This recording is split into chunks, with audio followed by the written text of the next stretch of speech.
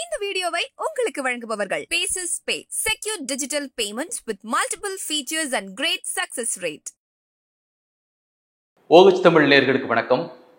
டெல்லி சட்டப்பேரவை தேர்தல் நடந்து முடிந்திருக்கிறது. இந்த சட்டப்பேரவை தேர்தல் நடந்து முடிந்த பிறகு எக்ஸிட் போல் என்று சொல்லக்கூடிய தேர்தலுக்கு பிந்தைய கருத்து கணிப்பு, இந்த கருத்து கணிப்பு முடிவுகள் நேற்று மாலைக்கு பிறகு வெளியான பிறகு ஒரு பரபரப்பு. ஏன்னா தேர்தலுக்கு முந்தைய கருத்து கணிப்புகள் அப்படிங்கிற ஒரு விஷயமும் தேர்தலுக்கு பிந்தைய கருத்து கணிப்புகள், இந்த இரண்டுக்குமான பெருத்த வேறுபாடுகள் இருக்குது. ஏன்னா தான் யாருக்கு வாக்களிக்க போகிறோம் என்ற ஒரு சூழல் ஒரு குறிப்பிட்ட காலகட்டத்திற்கு முன்பு எடுக்கப்படக்கூடிய ஒரு கருத்து கணிப்பு. பிந்தைய கருத்து கணிப்பு என்பது வாக்களித்த பிறகு தாங்கள் யாருக்கு வாக்களித்தோம் என்பதனை நேராக சொல்லக்கூடிய, வாக்காளர்கள் பதிவு செய்யக்கூடிய ஒன்று. எனவே இந்த பிந்தைய கருத்து கணிப்பு தேர்தலுக்கு முந்தைய கருத்து கணிப்பை தாண்டிலும் முக்கியத்துவம் வாய்ந்ததாக இருக்கிறது. இதுல மாறுபட்ட கருத்துக்கள் கூட இருக்கக்கூடும். ஆனால் டெல்லி சட்டப்பேரவை தேர்தலை பொறுத்தளவுல மிக முக்கியமான தேர்தலாக இது பார்க்கப்பட்டதற்கான காரணங்கள் பல. எப்போதும் நாம் சொல்லக்கூடிய காரணங்கள்ல ஒன்று, அது நாட்டினுடைய தலைநகர். இந்த நாட்டினுடைய தலைநகரத்துல ஆளக்கூடிய தகுதி யாருக்கு இருக்கிறது, அது யாருக்கு அங்க இருக்கக்கூடிய மக்கள் கொடுக்கிறார்கள் அல்லது கொடுக்க போகிறார்கள் என்ற எதிர்பார்ப்பு எப்போதுமே இருந்து கொண்டிருக்கும். தொடர்ந்து அங்கு ஆம் ஆத்மி கட்சி தன்னுடைய பங்களிப்பை செலுத்தி மக்களிடம் அவருடைய நம்பிக்கைகளை பெற்று தொடர்ந்து அவர்கள் ஆட்சியிலே இருந்து கொண்டிருக்கிறார்கள்.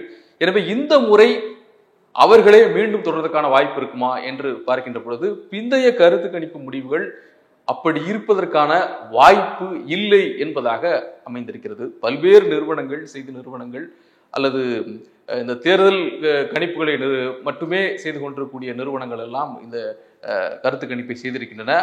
அவையெல்லாம் சொல்லக்கூடிய ஒட்டுமொத்தமாக பார்க்கின்ற பொழுது பெரும்பாலான இடங்களை பாஜக பெறும் என்று அவர்கள் சொல்கிறார்கள். அதற்கு அடுத்த நிலையில்தான் ஆம் ஆத்மி இரண்டாம் இடத்தில் அவர்கள் வருவார்கள். மூன்றாவதாக காங்கிரஸ், மூன்றாவதாக என்று சொல்வதை விட அந்த இடங்கள் என்று பார்க்கின்றது சொற்பமாக இருக்கிறது. ஒற்றை இலக்கத்தில் சில நிறுவனங்கள் அவர்கள் ஓரிடத்தில் கூட வெற்றி பெறுவதற்கான வாய்ப்பு இல்லை என்று கூட சொல்லியிருக்கிறார்கள். எனவே இந்த பிந்தைய கருத்து கணிப்பு சொல்லக்கூடிய விஷயமாக இருப்பது பெரும்பாலான இடங்களில், உதாரணத்திற்கு பார்த்தீங்கன்னா டைம்ஸ் நவ் என்ன சொல்றாங்க, 37 43 இடங்களை பாஜக பெறக்கூடும். அதே நேரத்தில் ஆம் ஆத்மி 32 முதல் 37 இடங்கள்ல அவர்கள் வெல்வார்கள் அப்படிங்கிற ஒரு விஷயத்த சொல்றாங்க. NDTV கருத்து கணிப்பு பார்த்தீங்கன்னா முற்றிலும் பாஜக தான் பெரும்பான்மையான இடங்கள் சொல்றாங்க. பெரும்பான்மை என்று சொல்வது 60 இடங்கள் வரைக்கும் பெறக்கூடும் சொல்றாங்க. 51 60 இடங்கள் சொல்றாங்க. இப்போ ஆம் ஆத்மியினுக்கு கிடைக்கக்கூடிய இடங்கள் 10 19 கிடைக்கக்கூடும். அப்ப காங்கிரஸ் பொறுத்தளவு அதோட வாய்ப்பே இல்லை அப்படின்னு NDTV சொல்லுது. CNN கருத்து கணிப்பு பத்தி பார்க்கின்ற பொழுது அவர்கள் 40 30 சொல்றாங்க. 40 சொல்றது பிஜேபி, 30 ஆம் ஆத்மி சொல்றாங்க. மொத்தம் 70 இடங்கள் இல்லையா, அப்ப 40 30 அப்படின்னு சொல்லி அவர்களோட பேர். அப்போ இவர்களும் காங்கிரஸ் ஜெயிப்பதற்கான ஓரிடத்தை பெறுவதற்கான வாய்ப்பு கூட இல்லை அப்படிங்கிற விஷயத்தை பதிவு பண்றாங்க. அதே போன்று பிமார்க், மேட்ரைஸ், சாணக்கியா ஸ்ட்ராட்டஜிஸ், இந்த நிறுவனங்கள் எல்லோருமே பார்த்தீங்கன்னா கிட்டத்தட்ட ஒரு நீங்க 40 அப்படிங்கிறது பிஜேபி பெறக்கூடிய இடங்களாக இருக்குது. ஒரு ஓவராலா ஒரு சராசரியா பார்க்கின்ற பொழுது 40 to 45 அப்படிங்கிறது. அதற்கு குறைவாக ஆம் ஆத்மி அப்படிங்கிறதா அந்த ஒட்டுமொத்தமாக இருக்கக்கூடிய கருத்து கணிப்புகள் சொல்லக்கூடிய விஷயம்.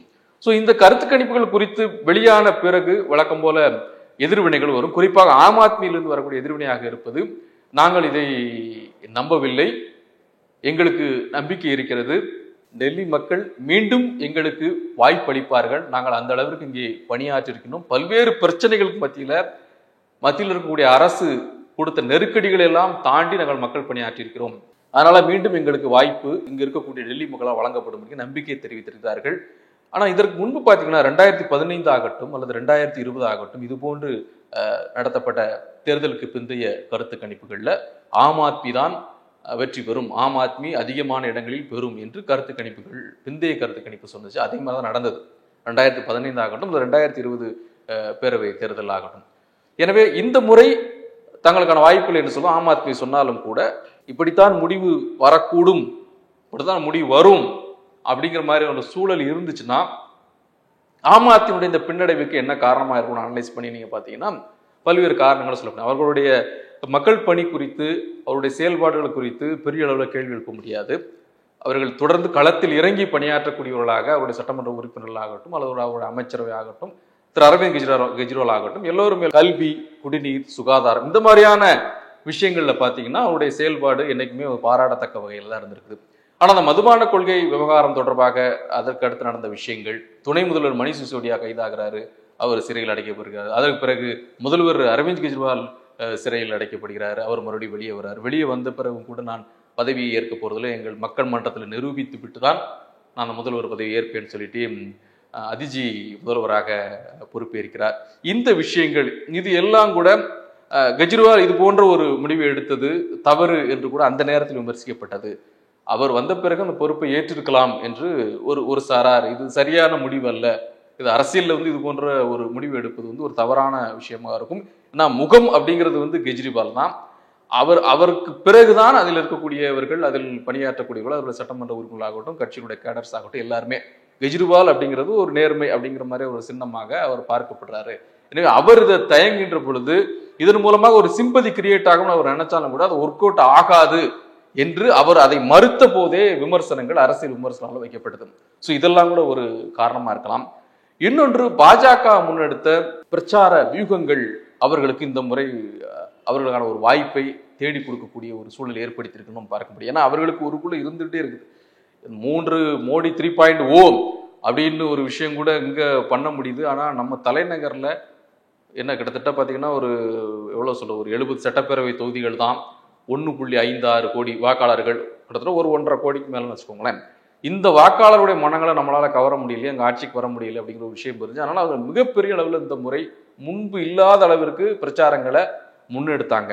நீங்க ரொம்ப கவனமா ஒரு விஷயத்தை பார்க்கணும். இந்த கூட்டத்தொடர், நாடாளுமன்ற பட்ஜெட் கூட்டத்தொடர் தொடங்குச்சு பாத்தீங்களா, அந்த கூட்டத்தொடர் தொடங்குகின்ற பொழுது பொதுவா அந்த நாடாளுமன்ற வளாகத்துல பிரதமர் மோடி செய்தியாளர் சந்திப்பது வழக்கம். அப்போ சந்திக்கும் போது ஒரு விஷயத்த அவர் சொன்னாரு. அப்போ தேர்தல் பிரச்சாரம் நடந்து கொண்டிருக்கூடிய ஒரு காலகட்டம் டெல்லியில சொல்றது. அப்போ அவர் சொன்னாரு, லட்சுமியினுடைய கடாட்சம், அவருடைய அருள் எல்லாருக்கும் கிடைக்கணும், நான் வேண்டிக் கொள்கிறேன் அப்படின்னு ஒரு விஷயத்த சொல்றாரு. ஸோ இது சொல்வது, இந்த இடத்துல இந்த விஷயத்தை அவர் சொல்வதற்கான காரணம் என்ன? இதற்கு முன்பு நாடாளுமன்ற வளாகத்தில் எத்தனையோ முறை செய்தியாளர் சந்திக்கிறாரு, ஒவ்வொரு கூட்டத்தொடர் அப்போமோ அப்பெல்லாம் சொல்லி இந்த விஷயத்தை ஏன் அப்படி சொல்றாருன்னா, ரிலேட்டட் டு அது டெல்லி சட்டப்பேரவை தேர்தல். அது ஒரு இந்துத்துவாவுடைய விஷயத்தை பெரிய அளவில் எதிர்க்காதவர் திரு அரவிந்த் கெஜ்ரிவால் அவர்கள். ஒரு சாஃப்ட் இந்துத்துவான்னு சொல்லுவாங்க பார்த்தீங்கன்னா, அந்த மாதிரியான விஷயம். ஸோ அதை முன்னெடுக்கின்ற பொழுது இங்கே பிஜேபி சில விஷயங்களை செய்ய வேண்டியிருக்கிறது. அதனுடைய ஒரு கூறாகத்தான் அவர் பேசிய அந்த நாடாளுமன்ற வளாகத்தில் அவர் பேட்டியிலும் பார்க்க முடியுது. எனவே அவர்கள் பிஜேபியை பொறுத்தளவில் இந்த முறை மிக திட்டமிட்டு சில விஷயங்களை அவர்கள் செய்திருக்கிறார்கள். இந்த ஆட்சியை நம்ம கைப்பற்றி விட வேண்டியது, அதற்கு பலன் கிடைக்கும் போல தோன்றுகிறது. பிந்தைய கருத்து கணிப்பில் நம்ம பார்க்கின்ற பொழுது அது நடக்கும் என்பது போல தோன்றுகிறது. எனவே இந்த சட்டப்பேரவை தேர்தல் முடிவுகள் வந்த பிறகு பிஜேபி பாஜக வெல்கின்ற பொழுது அவர்கள் ஆட்டோமேட்டிக்காக இயல்பாக இப்போது நடந்து கொண்டிருக்கூடிய ஆட்சிக்கு ஒரு நற்சான்று. இப்போது நடந்து கொண்ட ஆட்சினா மத்திய அரசு, மத்தியில் ஆண்டு கொண்டிருக்கூடிய பாஜகவிற்கு ஒரு நற்சான்றுக்காக இப்போது எங்களுக்கு இது வாய்ப்பை வழங்கி இருக்கிறார்கள்னு ஒன்று சொல்லுவாங்க. ரெண்டாவது, ஆம் ஆத்மியிலிருந்து விடுபடுவதற்காக, அந்த ஆட்சியிலிருந்து விடுபட்டு எங்களுக்கு ஒரு நல்ல வாய்ப்பு கிடைக்கணும்னு சொல்லி மக்கள் எங்களை தேர்ந்தெடுத்திருக்கிறார்கள் என்று அவர்கள் அந்த ரிசல்ட் வந்த பிறகு, ரிசல்ட்னா 8ஆம் தேதி முடிவு வந்த பிறகு அவர்கள் சொல்வதற்கான ஒரு வாய்ப்பு இருக்கிறது. எனவே இந்த தேர்தல் மிக முக்கியத்துவம் வாய்ந்தது. ஆம் ஆத்மி கட்சி இதில் தோல்வி அடைகின்ற பட்சத்தில் அவர்கள் தங்களுடைய செயல்பாடுகளை மறுபரிசீலனை செய்ய வேண்டிய ஒரு கட்டாயத்துக்கு தள்ளப்படுவார்கள். பஞ்சாப் ஆகட்டும், ஹரியானா, அவர்கள் அந்த சரௌண்டிங்ல உள்ள மாநிலங்களில் கவனம் செலுத்துறாங்க. டெல்லி உள்ளிட்ட சுற்றி இருக்கக்கூடிய மாநிலங்களில் கூடுதல் கவனம் செலுத்தி கொண்டிருக்கிறார்கள். இன்னொன்று, கட்சிக்குள்ளே இருக்கக்கூடிய ஒரு சின்ன சிக்கல் இருக்கு பாத்தீங்களா. அப்போ தேர்தலுக்கு ஒரு சில தினங்களுக்கு முன்பு ஒரு 7 எம்எல்ஏக்கள் ரிசைன் பண்றாங்க. ஸோ இந்த மாதிரி கட்சிக்குள்ள அவர் இல்லாத அந்த காலகட்டத்தில், அவர் சிறையில் இருக்கக்கூடிய அந்த காலகட்டத்தில் சில பிரச்சனைகள் ஏற்பட்டிருக்கு. ஸோ அந்த விஷயங்களை சரி செய்ய வேண்டும். கட்சிக்குள்ள சில விஷயங்களை சரி செய்து பின்னர் அவர் எழுந்துவதற்கான வாய்ப்பு இருக்கணும். ஆம் ஆத்மியே இல்லாமல் போயிருந்தா இல்லை, அவர்கள் மீது மக்களுக்கு நிச்சயமா ஒரு நம்பிக்கை இருக்கு. அதனாலதான் அடுத்தடுத்து அவர்கள் வாய்ப்புகளை கொடுத்தார்கள். எனவே இந்த முறை அந்த வெற்றி வாய்ப்பை அவர்கள் இழக்கின்ற பட்சத்தில் கட்சிக்குள்ள என்னென்ன விஷயங்களை சீரமைக்கும் என்பதனை அவர்கள் கவனம் செலுத்த வேண்டிய சூழல் ஏற்படும். அப்போ காங்கிரஸ் என்னங்க இதுல என்ன ரோல் அப்படின்னு பார்த்தீங்கன்னா, காங்கிரஸுக்கான ஒரு வாய்ப்பு அங்க எதுவுமே இல்லை அப்படின்னு பார்க்க முடியும். நீங்க முன்னாடி பார்த்தீங்கன்னா 98, 2003, 2008 இந்த மாதிரி தொடர்ந்து டெல்லி தங்கள் கைவசம் வைத்திருந்த காங்கிரஸ் கட்சி இப்பொழுது அங்கே வெற்றி பெறக்கூடிய இல்லை, இடங்கள் ஒற்றை இலக்கத்துல இடங்களை பெறுவது கூட ஒரு அரிதான ஒரு சூழலாக இருப்பது உண்மையிலே வருந்தத்துக்குரிய ஒரு விஷயமா இருக்கிறது. அதுக்கான காரணங்கள் பல காரணங்கள் இருக்குது. ரொம்ப தீவிரமாக முனைப்போடு அந்த பிரச்சாரங்கள் செய்யப்படலை அப்படிங்கிறத விஷயத்தை தாண்டி இந்த ஸ்ட்ராட்டஜிஸ் என்னென்ன மாதிரியான ஸ்ட்ராட்டஜிஸை டெல்லியில ஃபாலோ பண்றாங்கிற ஒரு விஷயம் இருக்கு. ஒவ்வொரு ஸ்டேட்டுக்கும் வெவ்வேறு விதமான ஸ்ட்ராட்டஜிஸ் இருக்குது. காமன் ஸ்ட்ராட்டஜி அப்படிங்கிறது ஒரு விஷயம் நாடு முழுக்கங்கிறது. ஆனால் ஒவ்வொரு பிராந்தியத்திற்குமான சில விஷயங்களை செய்ய வேண்டியிருக்கிறது. அதில் அவர்கள் அந்த அளவிற்கு கவனம் செலுத்துகிறார்களா? காங்கிரஸ் கட்சி அதை முனைப்போடு செல்வது ஒருங்கிணைக்குதா அந்த மாதிரி அப்படிங்கிற ஒரு கேள்வி அரசியல் நோக்கர்கள் எழுப்புகிறார்கள். இன்னொன்று, இயல்பாக இவர்கள் பிரிந்திருக்கின்ற பொழுது, இப்போ இந்தியா கூட்டணி ஒரு அலையன்ஸ் ஃபார்ம் பண்ணப்படுது, நேஷனல் லெவலில் தான் வரும். ஆனால் நாங்கள் பஞ்சாப் ஹரியானா இங்கெல்லாம் காங்கிரஸ் ஆம் ஆத்மியும் தனித்தனியாக தான்.